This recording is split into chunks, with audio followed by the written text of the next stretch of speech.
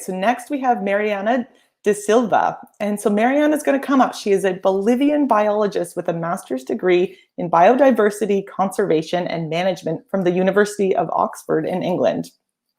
She works in conservation research and practice, particularly in relation to human-wildlife interactions, especially with mammals. Currently, she works on illegal wildlife trade issues with a focus on jaguars and is head of research to combat illegal wildlife trade at the Wildlife Conservation Society in Bolivia. She leads conservation efforts, including research and behavioral change initiatives in both urban and rural areas. She is also the general coordinator of Our Wild Neighbors, an urban ecology and conservation initiative that she's founded. I'm so excited to learn a little bit more, especially learn about jaguars. So we're going to bring Mariana up. Mariana, can you hear us? Looks like we're having trouble with your chat. Okay, let's give it a try here. All right, Mariana. Okay, we're having a bit of trouble hearing you. Still can't hear you. Looks like you're muted. Okay, it should work now. Is it working now? Great, we can hear you. Looks like we have a beautiful background there. Are you in Bolivia right now? I am in Bolivia. I had to bring the jungle into my house because I cannot go out to the jungle because of the pandemic. So exactly. Yes. Wow. Yeah. looks lovely. So thanks so much for joining us today. I'm excited to learn more about your work and learn about conservation issues in Bolivia specifically. Oh, thank you so much for having me. It's a huge honor to be here with such amazing speakers from all over the world. I've been enjoying it so much. So it's a pleasure to talk about an animal that I really love. And, you know, it's great to be here. Thank you so much. Yeah, it's fun. So tell us a little bit more about jaguars. Is that your specialty?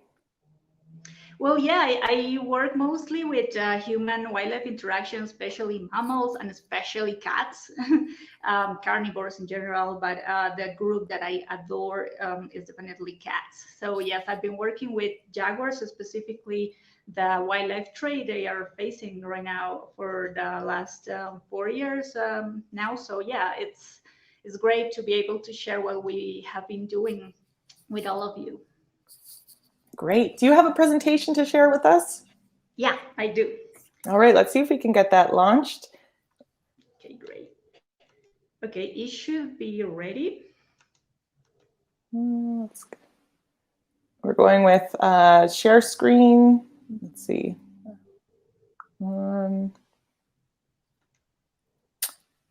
I can't seem to see your presentation here. Maybe if you can relaunch and share your whole screen when you go to. Actually, I have it on another device, so it should be a different device there, and it's already. Let me try something. Okay. Yeah, we just tested a minute ago with Mariana. You have the two devices up, Mariana. So there we go. It's just popping up now. So. It's popping up now. Great. Yes. It should work. Oh, now. We got it. Perfect. Yes, perfect. See a big jaguar. Perfect. Thank you. Okay, cool. So let's start. Well, teeth being traded by money is a real thing, actually, and it is a big threat to jaguars. And the traders in this case are organized criminals instead of fairies. So I'm going to be talking about that. But first, I want to make sure that everyone that is watching or that will be watching this video knows and appreciate the magnificent jaguar. So the jaguar is the largest cat in America, and it's the third largest in the world after the tiger and the lion. As you can see, it's really magnificent and beautiful. It has amazing adaptations as well. Also, it's a cultural symbol of many past and present civilizations all over America. So it's also very important for our cultures, and in general, it's a very iconic species.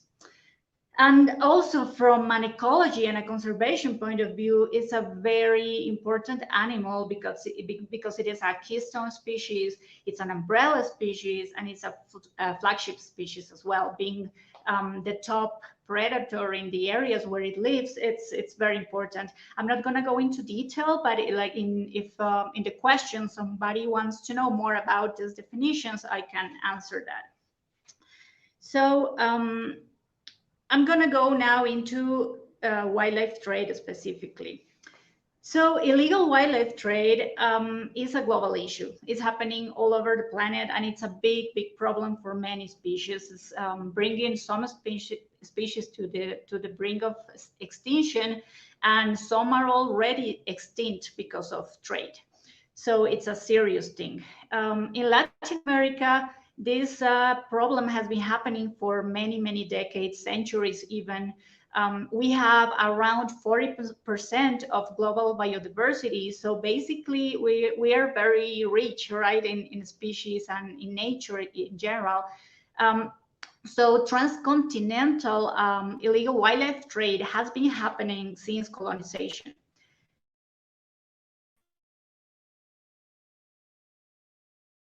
I'm not going to go so back in history because I'm going to focus on what happened in the last century and what's happening now. So last century, there was a big issue with skin trade in jaguars. Just so you have an idea of what was happening, almost 200,000 skins were traded, jaguar skins were traded only from the Brazilian Amazon. And that's what was recorded. So this number could be much, much higher. In reality. And for you to have an idea of how much is that amount of jaguars, that's more than the amount of jaguars that we have nowadays in the whole world, according to some of the estimates. So it was a lot. This kept happening until CITES, which is the Convention of International Trade of in Endangered Species of Wild Fauna and Flora, which basically regulates the international trade. Bolivia is part of this convention. So this protects jaguars from international trade. The jaguar is in the Appendix 1, which means that it has the most complete protection, the highest level of protection. So this really helped to stop the jaguar trade at that time. This was mostly destined to Europe and North America for the fashion industry. That coat actually in the picture maybe from a leopard, I'm not so sure. No, it's a jaguar. But it was basically for fashion in North America and Europe. But CITES, with some national level activities and measures that the countries took, for example, the creation of protected areas and also other type of legal regulations, helped to stop this trade, not only internationally, but only at a national level as well. So from the 80s on, other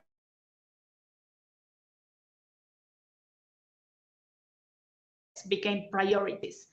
The most important being the destruction of habitat due to different human activities, mostly agricultural activities. Another big problem was the conflicts between jaguars and people, mostly due to the real and the potential predation of livestock, and as well the decrease of the prey of jaguars, the decrease of the population of jaguars' prey. So those were the main issues in the last 4 decades, and many measures were taken to fight these issues. Now the Jaguar conservation movement was focused on these threats. Illegal wildlife trade kept happening, but at a very low scale. So it was not a big priority. It was not even in our radars. I would say it was not very important. So this was the situation until around 2014. when a new issue researched that is a menace to the efforts that were made in the last decades. So what happened was that in Bolivia, hundreds of jaguar canines were detected on their way to Asia, like I said, around 2014. And this brought back the international trade in jaguar as a priority threat. It was, we were all very alarmed, very worried. And for what we know, I'm going to tell you more about it, but this time it was not focused on the skins, but on the teeth of the jaguar.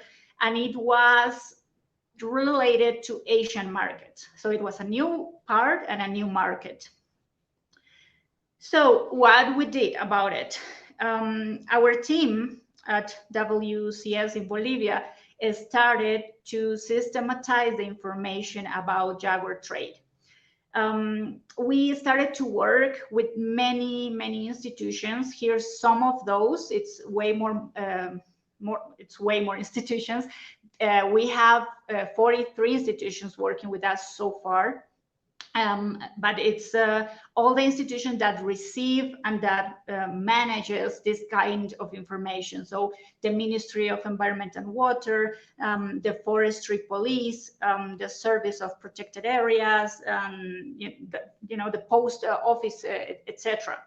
Also, so many subnational authorities as well, some wildlife custody centers, all of the people that actually work with this type of information. So what we did was get these records and create a system and a format so we can get everything centralized in the same format, and digitalized as well, because in many cases this was not even this was in paper still. So there was not a system to do that. Sorry. Okay. So we have 43 institutions so far. We're still doing this. It's a lot of information. We've been doing this for about a year now. But so far, and we're considering from 2010 to now, let's say. But this data is until last year. So mammals are one of the main groups that are being traded, but I'm not going to get into detail because of time. I'm going to talk to you about jaguars. And so far, this is what we know. We have 52 events of jaguar trade so far. Like I said, we're still systematizing this, so this number could increase. 22 of these events were related directly with China, so 42% of this, the period was the same, and the teeth were the most trafficked item. So as you see, there is more than 500 jaguar canines that have been traded and confiscated. And again, all of this is confiscation data, seizure data, which has a lot of limitations because it's very difficult to detect wildlife trade. It's an illegal activity, so it's difficult to know the real numbers. So this could be much higher, right? Okay, so this is what we found in Bolivia with the official records, but there are another 2 events in China that include more than 100 teeth, claws, some bones as well. So you have to add at least 30 more jaguars to this. So in total, with what we found with institutions in Bolivia, plus these 2 records in China, more than 200 jaguars so far were killed, at least, because we're assuming that every 4 teeth is just 1 jaguar, right? But it could be, I don't know, 1 tooth from 1 jaguar, then another tooth from another jaguar. So it could be way more. So, but at least 200 jaguars were killed so far for this. And then we did a multilingual and multi-platform investigation of online trade in jaguar parts, which is about to be published. And what we did, we developed a method, the WCS team, not only the Bolivian team, but it was a regional effort with our colleagues from Central America and from Asia and other programs. So we developed this method based on the experience of our colleagues in Asia. And we analyzed 6 platforms, e-commerce platforms, including social media. And this gave us 27 additional cases only in Bolivia. And Facebook for Bolivia was the biggest problem where these are being sold. And this gave us evidence as well that the trade is actually happening in China and as well in Vietnam. So in summary so far, this is a serious threat in Bolivia. We have evidence, like I showed you, that this is a problem. Right now, we know that Bolivia has the highest number of legal traded jaguar body parts. It's mostly teeth, like you saw. And we have the highest annual average of legally traded specimens as well in the whole world.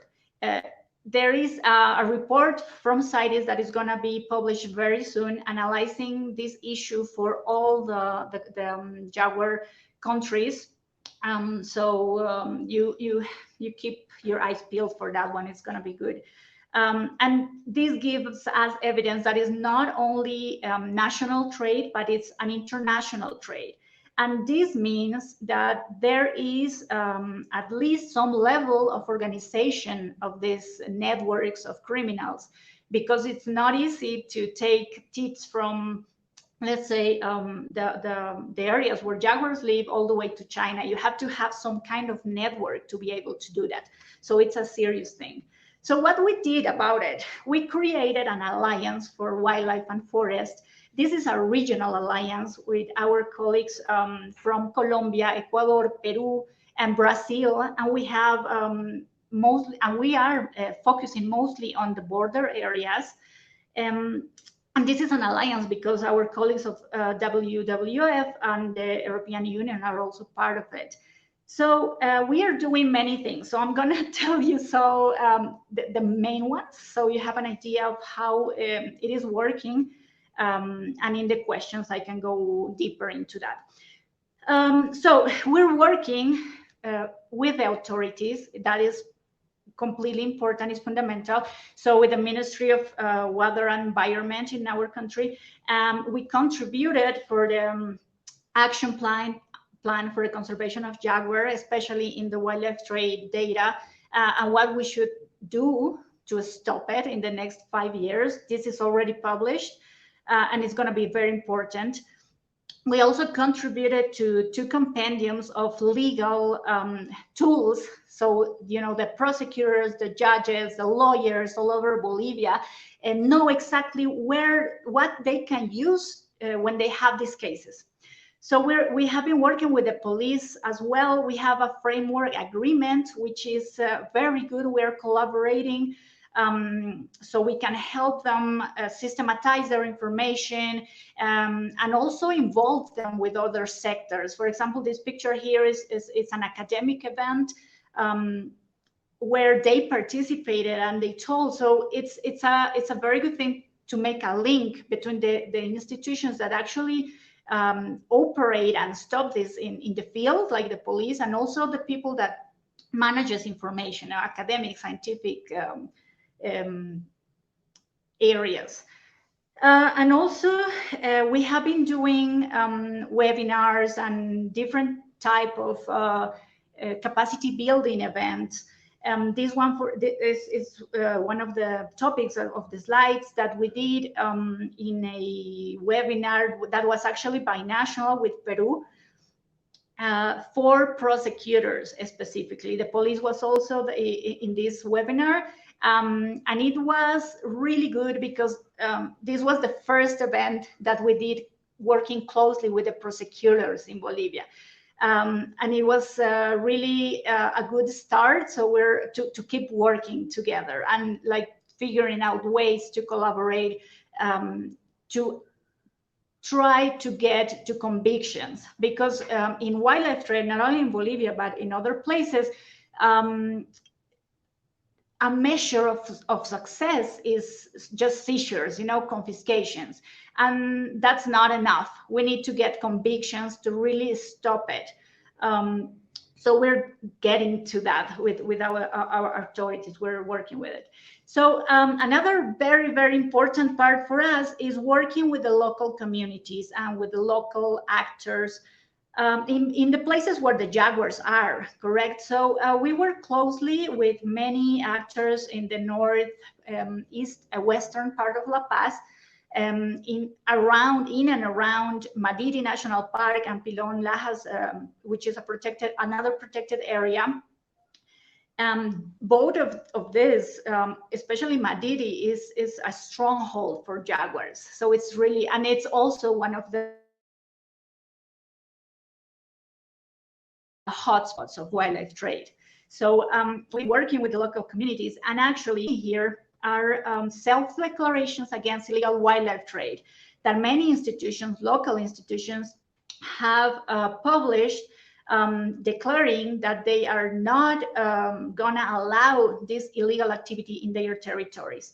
So just to name a few of those that participated is the Tacana Council, Indigenous Council, the Chiman-Moseten Indigenous Council, also the Council of Sustainable Tourism of Renabaque and Madidi Pampas, which is really important. And these two are tourism companies, but community-based, that are also doing this, so it's very important that we're working with all of these actors and also the local police and the local prosecutors, the park rangers, which are really heroes in these areas, to create an intelligence network, local network, that so they can report illegal cases and act on them fast. We have been also doing many communication activities, and we are starting to design a behavior change strategy, also regionally, that we're going to be applying very soon. But first, we have been doing these communication activities, and we're focusing on three main messages. First, the illegality of jaguar trade, because not many people are aware that this is illegal. So that first of all, then the danger for the security of people, because this is not only an issue for jaguars or for the fans of jaguars like me, but also for people, because illegal traders many times can be part of criminal organizations. They can be very dangerous, and if we allow them to get in the territories and establish them, it can be dangerous for people as well. And they hurt the rule of law as well. So it's a big issue. And also just to communicate appreciation of jaguars being so amazing. So, sorry. So yeah, we've been working with local young people, also in urban areas with younger audiences. We have been doing webinars, international webinars, national webinars. We are working as well with journalists, with the media. For example, this workshop was also regional with our colleagues in the other countries, and we work with Fundación Gabo, which is very important for journalism in this region. And the idea was to inform and do this capacity training activity for journalists, so they can report these issues in a better way that helps conservation. For example, not reporting prices, things like that. It was really good, and we're going to replicate the same thing but at a local level in the same area that I told you about. And another thing that we just did, we have now an alliance with Mercado Libre, which is one of the main platforms, online e-commerce platforms in the region, where we found many advertisements for the jaguar trade in the study that we did, that I told you about. Okay, so what's different in this century? Why we cannot be using the same strategies as the last century? First and foremost, maybe globalization and technology.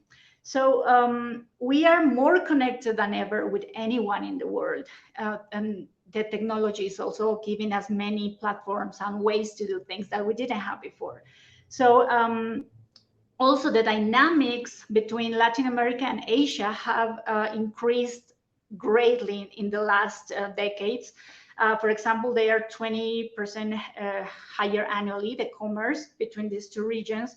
And this creates a new market, not only for legal things, but also illegal things.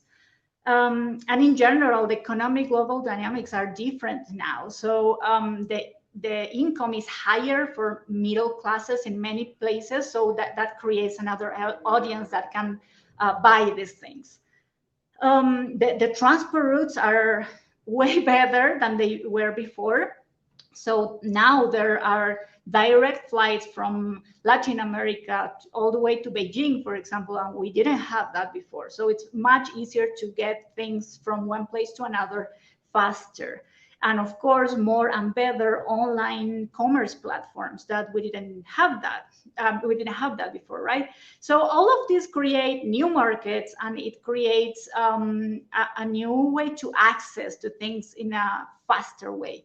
The good news is that this is not used just for, by traders, but also for conservationists. So thanks to also to these same tools, we are also much more connected with our colleagues in Asia, in Europe, everywhere, even with our neighbors in Peru. So we can communicate daily, to plan, to do things to fight this threat. And technology is also helping conservation in many ways to fight this issue. And one thing that I want to say before I go further is that a big focus has been placed in the Asian markets, especially in China, that has created a lot of xenophobia, at least in Bolivia. So I want to say hashtag Stop Asian Hate, because it's not about China alone. Wildlife trade is a complex issue that includes actors from everywhere, basically. These networks work in a very complex way. It's not an issue of one nationality or one country. There are also colleagues, conservationists in China, that are fighting very hard to stop this. So yeah, I wanted to say that it's important. Another good news, in Bolivia, we had convictions for the traders that have been doing this. The civil society has mobilized. They started to pressure the government authorities to do more about it, to prioritize this issue at a higher level. They are also more attempt to denounce, to report this issue when they see it. So that's really good.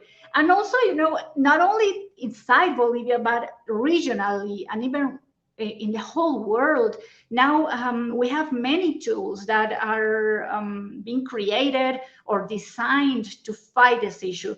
For example, there's some here, but the Plan Jaguar 2030, the Jaguar Plan 2030, it's a regional conservation plan for this cat that has many, many partners.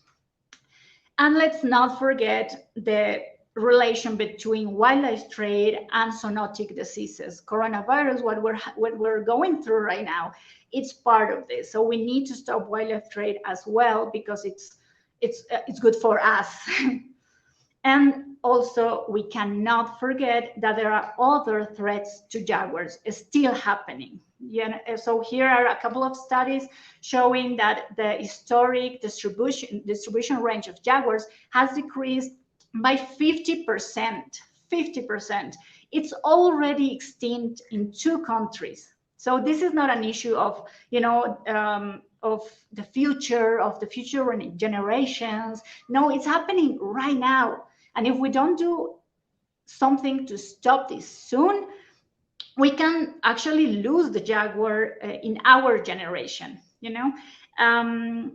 So yeah, we have to keep fighting this, because the other threats that I told you about at the beginning are still happening. And the synergy of all of these threats can really, really decrease jaguar population and even cause its extinction really fast.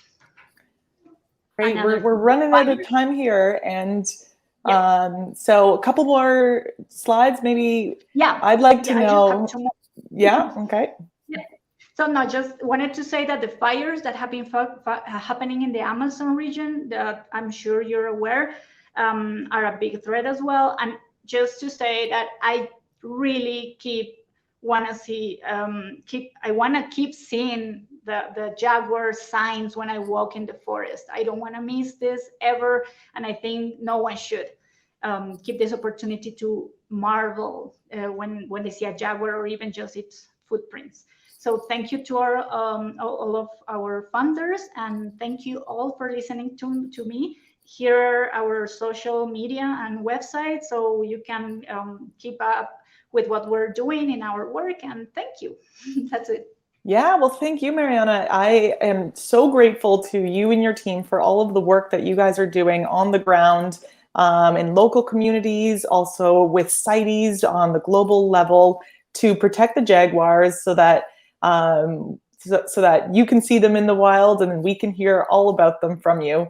So thank you so much, and we'll be sure to share those links if people want to learn more. Thank you. Thank you so much, and thank you for having me here. It's been a pleasure. Yeah.